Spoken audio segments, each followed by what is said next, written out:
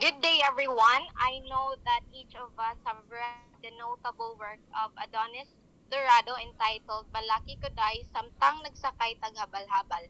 And now we'd love to share our different perspectives of the given questions. Let's start with the question number one. What is the message of the poem Balaki Samtang Nagsakay habal-habal? So before digging into the deeper message of the poem, we can just say mana the poem is describing the experience of riding on a motorcycle, which is common dyan na scenario nowadays because mostly sa tuwa mag motorcycle or also known as habal-habal just kuan para means of transportation. However, ang unique aspect of this particular ride is that it has a romantic and sensual tone kay ang driver, who is also the speaker in the poem, asks his passenger, which is probably his lover or girlfriend, to hold onto him tightly so he can feel her heartbeat sa iyahang buko-buko or back. So the desire for physical closeness sa character mainly tells us the attachment of someone to his lover and often craves for constant physical contact, which is a sign of his affection and admiration, di ba?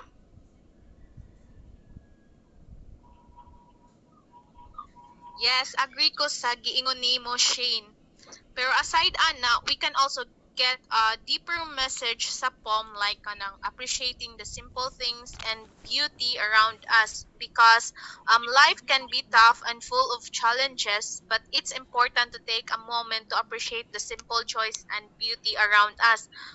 When we focus too much on our problems and struggles, we can become overwhelmed and lost sight of the good things in life. So, proceed na tayo sa number two. Question number two is, how does the poet describe his experience of riding a habal-habal? My answer is, the poet describes his experience of riding a habal-habal by using figurative language, which adds to the flavor of the poem and makes it more appealing and meaningful. It was written in a playful and silly way, like kani, gaksa ko paghugot sa lastikong mitungtong sa imong buhok. And ang mga balili nga naghalok sa tumbatiis, sipon tang kaugaling kong mga dila, which gave the reader the meaning because of the choice of words used by the poet. This is what makes it more interesting and entertaining. I think that's all. Thank you.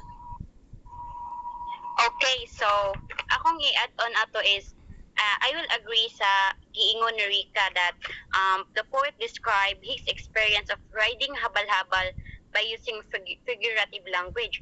So as we can see, di ba, sa poem palangdaan is there's a lot of kanang words gid na very good kanang ma-amuse ka or kanang something ma-enjoy tagbasa like it sounds like quite funny kay kanang like nagkuan siya nagbutang siya dito mga words nga kanang for example this one like this one katong gaksa ko paghuot sama sa lastikong may pugong sa imong buhok, just like this one. So upon reading this one makuan ta ba kanang makaingon ta nga kanang kani nga kanang nag-express sa poet in a kanang katawanan nga paagi na funny way, in a silly way, just to entertain nga ma-entertain ta ang mga tao, ang kita nga readers, and also kanang something nga ma-express pud niya ang iyang feelings or ang iyang great experience or matawag na to nga kanang kuanton niya nga experience, memorable to niya nga experience in riding a habal-habal with his lover. That's all. Now, let's proceed to the question number 3. What is the significance of the poet's use of the Cebuano language in the poem?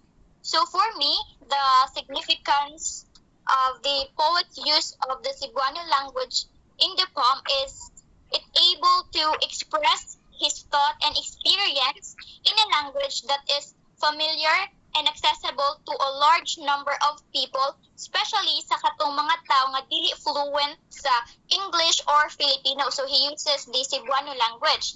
And also, it adds sense of authenticity and realism since imo jud makita na he's describing his personal experience using the language, the Cebuano language, which helps to convey the sense of their identity. And another significant is it preserve and promote the richness and the diversity of our culture.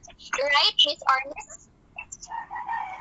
Yes, that is right, Jamaica, because as we all know, native language plays a vital role in establishing our own identity. So using the Cebuano language is a huge privilege. It's a huge privilege for poets or authors who wants to represent their culture and identity. It provides a greater access to the resources and rewards of writing. Maunang, there are various Cebuano writers karon and before were widely recognized na because they did not only represent our language, but they also published unique written works that obviously show the beauty of the Cebuano language. And it also, as what you've said, it will impact or influence the future generations if we will continue to preserve and pass it from generations to generations. So that would be all, and thank you. So now let's move to the question number 4. So what is the tone of the poem and how does it contribute to the overall meaning? So we all know that tone is just like the mood of the poem, or how is the feelings of the poet in writing that poem. So for me, I can sense that kanang makakonclude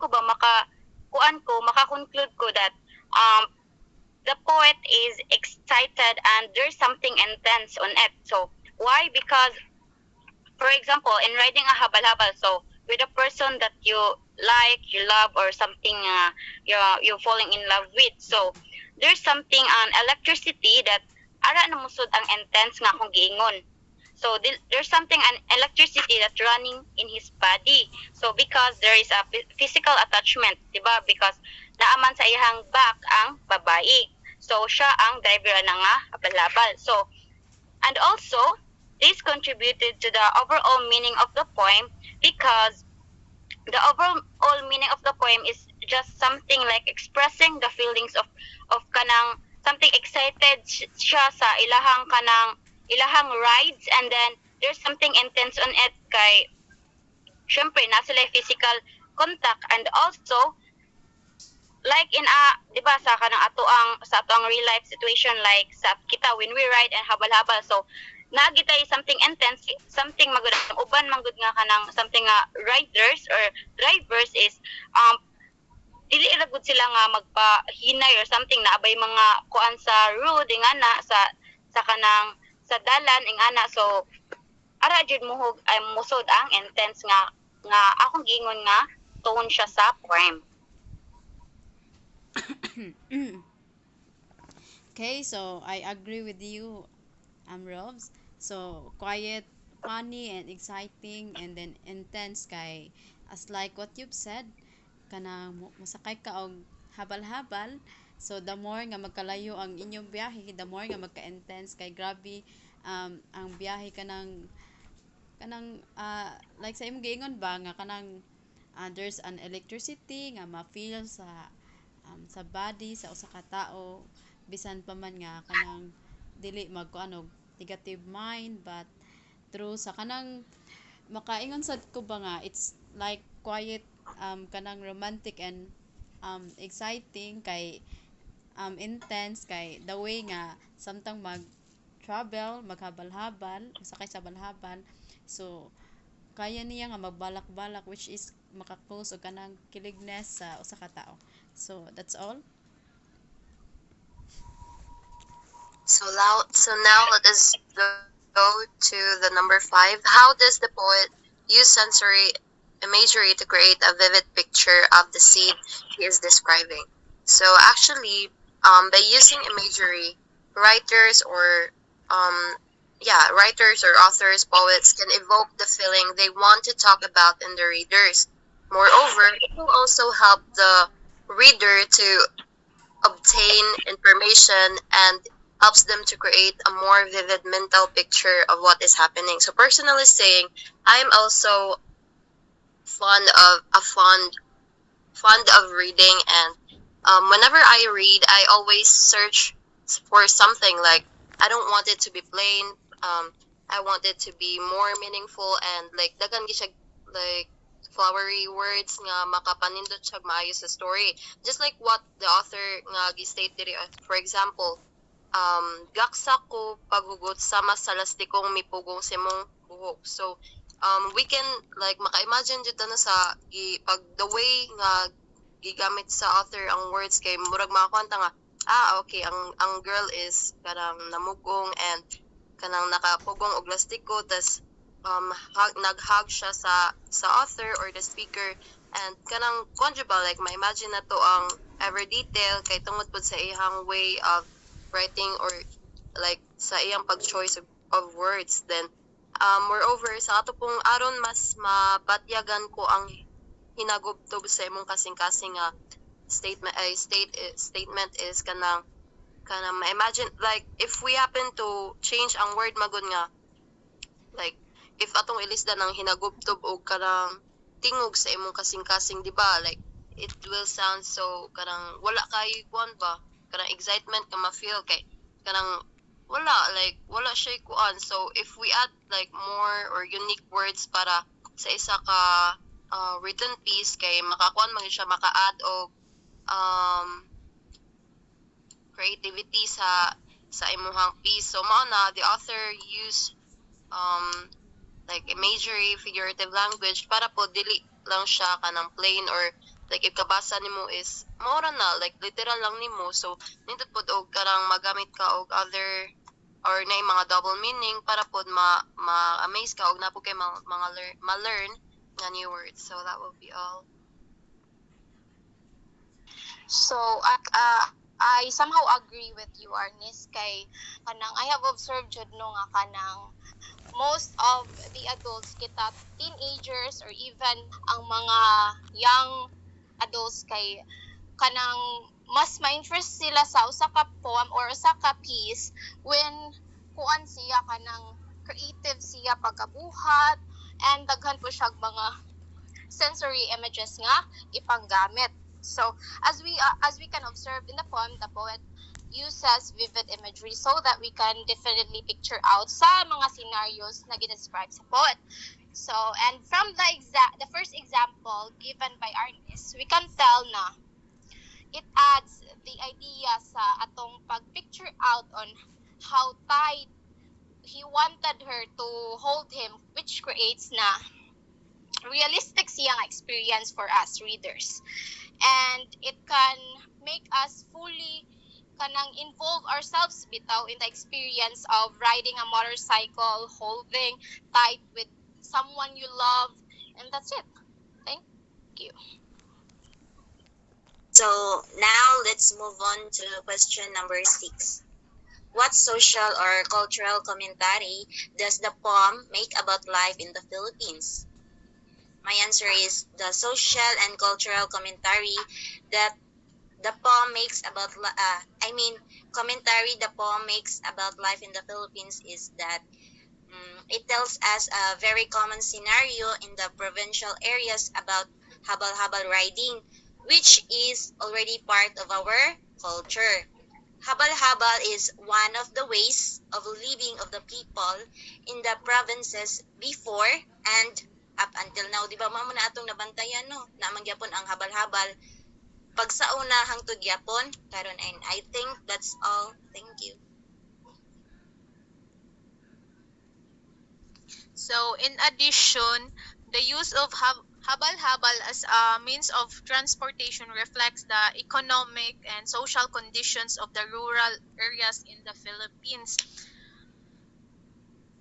where there is limited access to public transportation and where people often have to rely on their own means to travel. this mode of transportation, kaning habal-habal, has become deeply ingrained in the culture of the country, and it has been used for many years, even before sa katong wala pa ni nauso ang kaning modern transportation. So that's all. So that's all for our discussion. Thank you Now guys let's for proceed to participating. number 7. There's still number 7, the last number. Sorry, So- Mai. Okay. How does the title of the poem relate to its content and themes? Okay, so for me, the title of the poem relate to its contents and theme in a way that they use Cebuano language, which suggests that the poem may be exploring things that will relate in Filipino culture and identity. So, your part, Jamaica?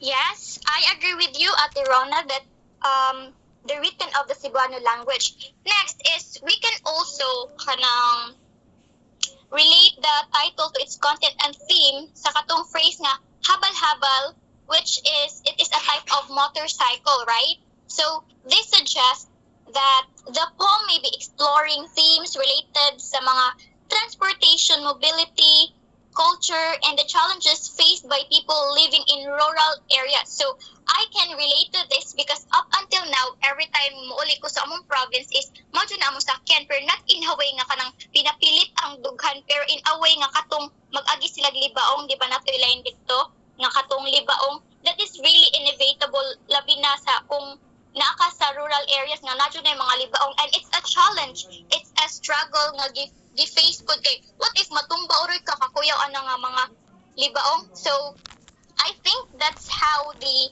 title of the poem relate to its content and themes. Thank you. That is all. Finally, that is all our discussion. Thank you guys for participating. Thank you.